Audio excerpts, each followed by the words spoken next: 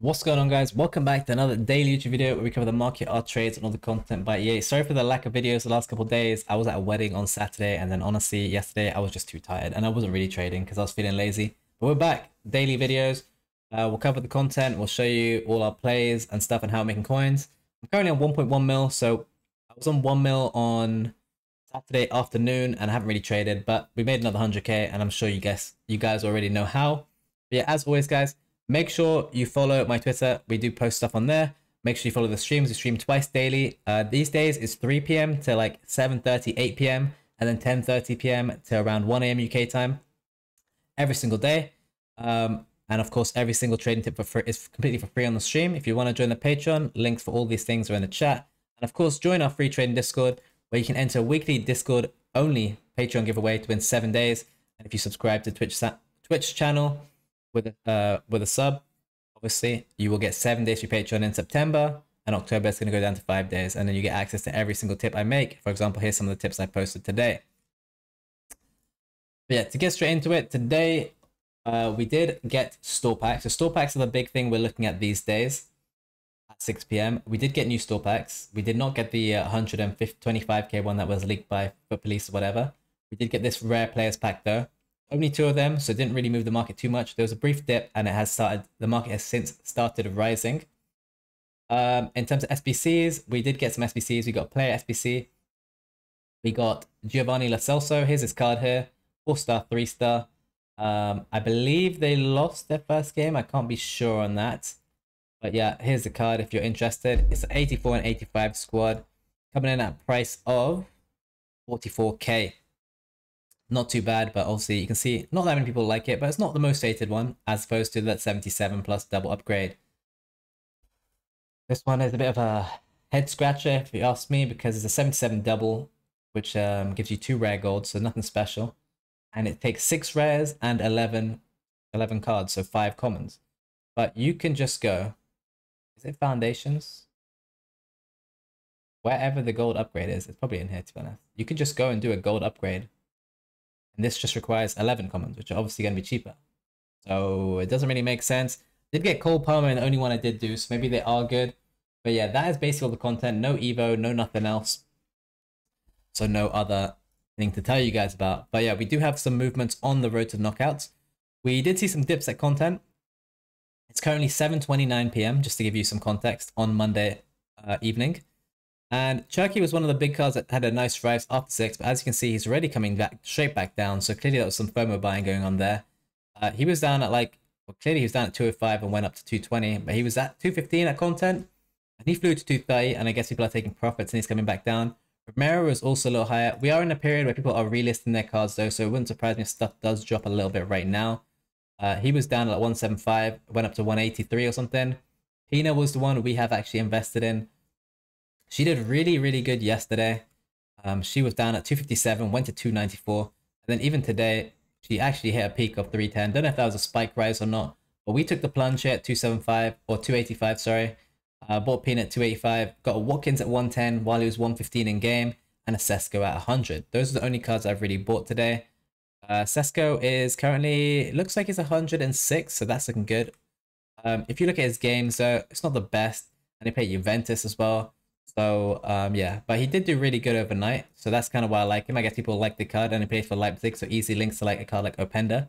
It's quite OP. You can see he was 100k in the morning. He went to 107. I saw him at 110, and he came down. So it's just an easy dip buy, especially when you haven't had a ton of supply. Other cards we've been looking at in this team is Van der Beek. He hasn't really been moving, and they did lose their first game. Bjorn for the rush game mode. Lang as well is one I'm looking at on the dip, but we'll have to keep an eye on that. DeMarco had a nice rise as well. They have a very easy opponent, I believe, but again, he's coming back down a little bit. They play, okay, it doesn't actually say who they play, but I'm pretty sure it's someone easy. But yeah, he did have a nice rise as well from around 115k. Those are all those cards. We did make some more trades last night. We did buy Onana. So Onana and Raya, for example, are both goalkeepers in the Prem, and they have a lot of hype, because they're obviously Prem goalies, and there's a lot of fans of their teams, right? If you look at Onana's graph, it's one of the craziest graphs you'll see for a card this cheap. So you'll see on Thursday, obviously he got supplied, he went down to 950, whatever. Supply killed him, right? after him being 2k. He went to min price pretty much. Not to min price, but close. Friday, people got the game. He went from 1.2k to a peak of 2.1k. And then obviously died again with supply. So you said before 6, right? Got down to 1.4. Saturday, 1.5k at like 3 a.m. or 1.4 earlier. Boom. 2.3, 2.4k again before 6. Guess what? He dies. He got all the way down to 1.4 and then he got all the way to 1.9 again, 2k basically. And then this day you had squad battle rewards, which killed him. So if you sell before that, you're fine.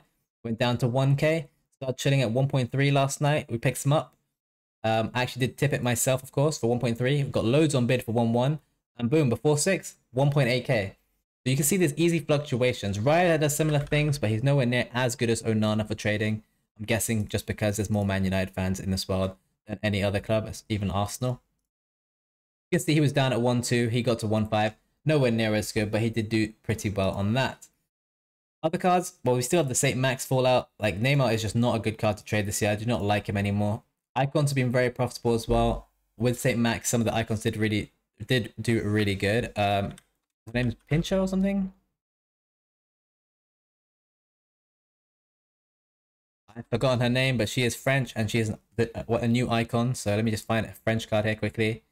I just sort by icons. I traded 2 of her card. I'm just going to show you how I traded her. Icons are very expensive right now as well. They're really high. Where is she?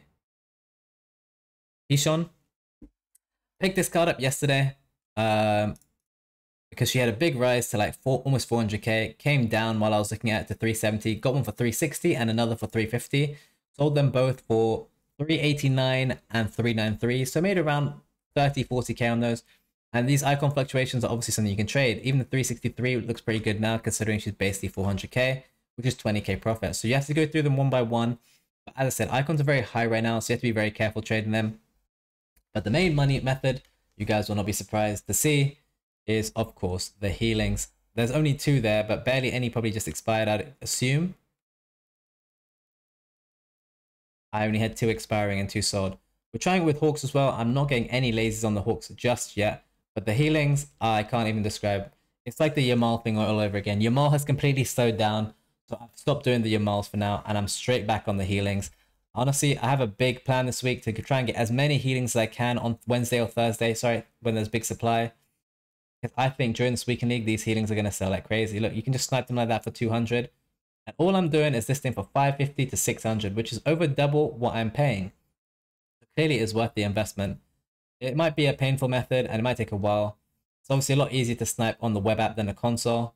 Or you need periods of big supply when you can actually bid 150. But if you have a look right now, the bids are like really high. People are bidding like 300s and stuff. So you're actually better off sniping. You can see people from the stream or whatever, unless this is a glitch. So let's think you see 300 bid there. But it's much better to snipe if you can on the web app is ideal. Or just wait till Thursday, which no doubt will get big supply again. No doubt they'll go down to low price unless we all start investing in them. And this weekend, I expect the market to do very poorly on Saturday and Sunday, especially Sunday, because you're going to get squad battle rewards combined with FUT Champs rewards being handed out throughout the whole day. So I think the play will be probably just to lazy sell healings, because especially as people are playing games, people lazy buy the healings on the squad menu where your team is, and they don't even look for the cheapest. They just buy the first one that's there, because, I mean, what's the difference between 250 coins and 400 coins to the average person who doesn't care about trading? It's nothing. And also, you know how hard it is when you're buying on those menus. They seem to just be expiring in front of you. You get fed up and start overpaying because you can't be bothered to come to this menu. And also most people won't even want to snipe. Healings are going to be your best friend this week. Probably the weekend as well. I wouldn't stop doing them. It's going to be my easiest coins this week, I'd imagine. I'm going to keep listing them all week, especially while the market right now is very high. We do have the pro ladder on Tuesday as well. Some of the elite cards might go a little higher before that. But then I'd expect a big fall off as the pros are done. I don't know how long it lasts, but if it's only a one-day thing, expect some of the top cards to get sold off. And honestly, you could start to see the start of a crash, which is what I think we saw last year, especially as people get eliminated from the tournament. The cards, but there's like no reason for most of them to hold them. And like a lot of them have even told me they're buying them today. So keep that in mind and play it safe and be aware that the market is probably going to drop quite heavily, especially as we have a lot of leaks as well for the new team. We have tons of leaks. You can basically see the full squad here. These are not official stats, but yeah, if you want to pause the video and have a look, go ahead. There's some big names in here like Van Dijk, Havertz is a fan favorite. Nico Williams. Garnacho is fan favorite as well. Araujo's very good in game. Brandt, we don't know if he's an SBC or what's going on here.